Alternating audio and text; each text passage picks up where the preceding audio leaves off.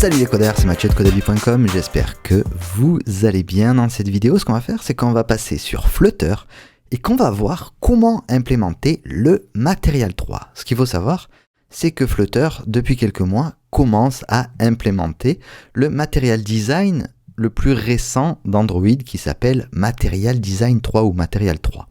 À l'heure actuelle, nous sommes sur Flutter 3.7.1 et malheureusement, le Material 3 n'est pas implémenté sur tous les widgets, mais il l'est quand même sur pas mal. Donc on va voir comment on peut faire pour passer au Material 3 avec une application Flutter. Là, vous voyez que nous avons ici un projet tout simple qui a été créé. Le projet, il n'a absolument rien. Vous voyez d'ailleurs, hop, si je ferme le projet, on voit qu'on a notre code qui est somme toute classique quand on crée un projet Flutter. Et on pourrait voir comment on pourrait rajouter Material 3 très rapidement. Alors pour ceci, ce qu'on va faire, c'est qu'on va aller dans notre Material App. On pourrait juste ici avoir Use Material 3 est égal à True. Et si je fais un hot reload, vous voyez que désormais, on a tout qui est passé à Material 3 avec par exemple notre Floating Action Button qui a changé, ainsi que notre App Bar. Ce que j'aime bien faire toujours, c'est enlever ce debug check mode banner et le mettre sur false. On va relancer, voilà ce que l'on a. Et si je mets Material 3 sur false, on va revenir sur le Material 2, c'est-à-dire le matériel classique. Et si je mets sur true, on va pouvoir, hop, accéder au Material 3. Mais on peut aller encore un petit peu plus loin. On pourrait aussi avoir ici un dark theme. Et dans ce dark theme, on va mettre tout simplement theme data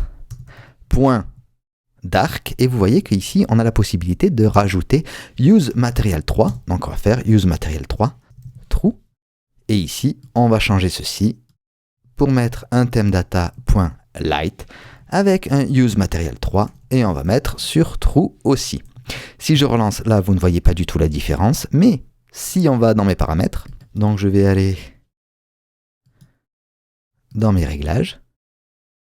Dans mes réglages, on va choisir le dark mode. Donc on fait comment? On va faire display. On va choisir ici, dans mon display, le dark theme.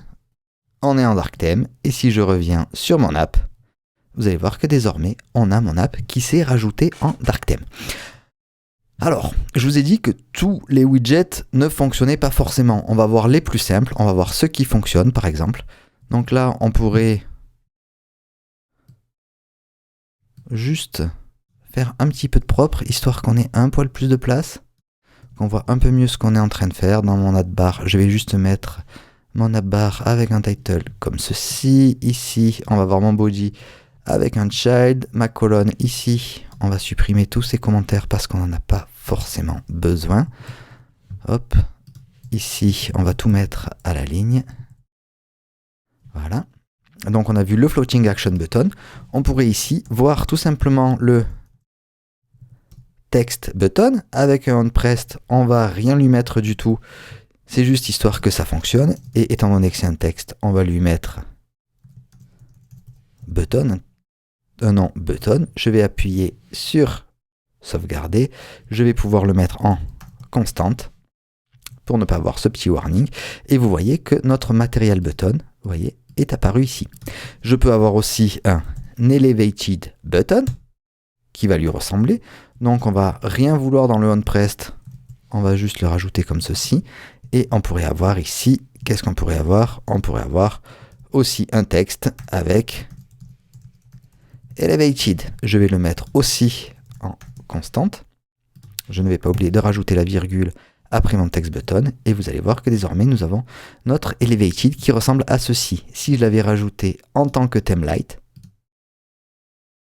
et que je reviens sur mon app, vous voyez que désormais on a notre petit elevated qui apparaît juste ici avec sa légère élévation. On a aussi le outlined button où on va toujours faire notre onPressed avec rien, et là on pourrait avoir une constante avec un texte qui sera outlined. Je relance et vous voyez que désormais on a notre outline ici. On avait un floating action button, on peut en rajouter un ici.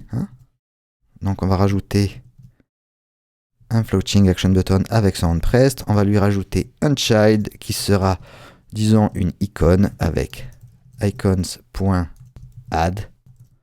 On la rajoute en constante. On va rajouter la virgule juste avant pour pas qu'il y ait d'erreur. Et vous voyez que ça donne ceci. On pourrait avoir aussi un switch avec une value. On pourrait la mettre en true, la value. Ouais. Et en unchanged avec new value. Si je relance, on a notre petit switch qui s'adapte au material design. Et on va faire encore mieux ici. On va aller hop dans nos variables. Et ici, on va avoir un bool value et qui sera de base sur true.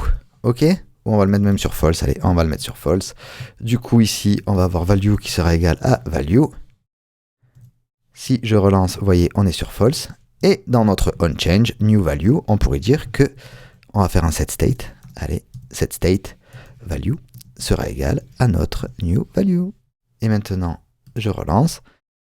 Et on va avoir notre bouton qui va pouvoir changer de cette façon-là. N'hésitez pas à voir tous les widgets qui vous plaisent, à voir comment ils ont changé.